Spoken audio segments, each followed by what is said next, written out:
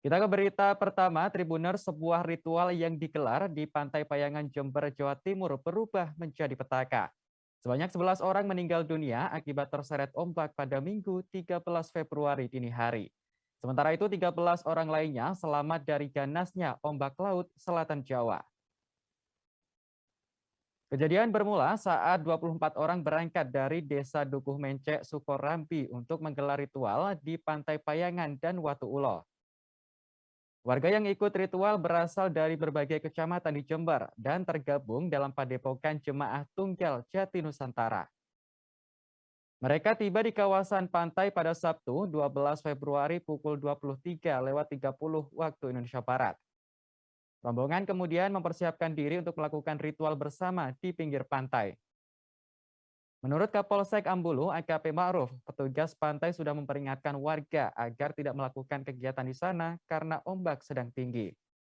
Imbauan tersebut rupanya tak diindahkan oleh mereka.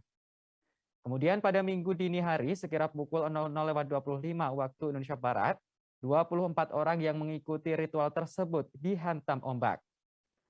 Warga yang mengetahui hal tersebut langsung meminta bantuan pihak polisi dan TNI.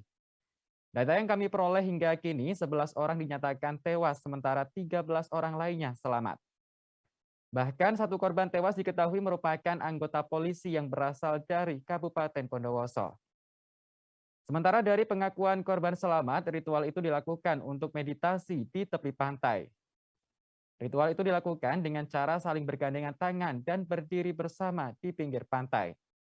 Tanpa disadari, tiba-tiba ada ombak besar yang datang ke arah mereka. Hingga akhirnya para korban terseret semua ke tengah laut. Dari informasi yang diperoleh, ternyata lokasi tersebut memang sering digunakan untuk kegiatan ritual. Sudah kita evakuasi dan saat ini dalam perjalanan menuju ke Puskesmas Ambulu.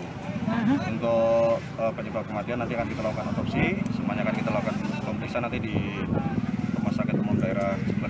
Jadi total ada berapa korban yang sudah ditemukan? Untuk korban yang sudah ditemukan 11 orang meninggal dunia, kemudian 13 lainnya masih selamat.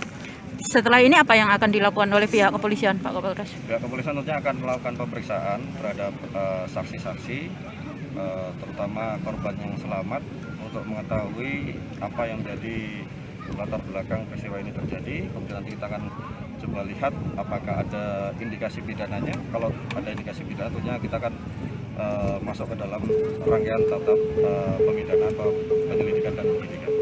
Oke. Kendala evakuasi tadi apa? Untuk kendala sendiri tadi karena memang ombaknya masih tinggi, jadi mayat korban tadi sudah terlihat, namun karena situasi di sekitaran tebing tadi ombaknya cukup tinggi sehingga naik turun terus untuk mayat korban. Butuh waktu berapa lama dan evakuasi? Untuk evakuasi kurang lebih. Jangan lupa subscribe, share, komen, dan like ya.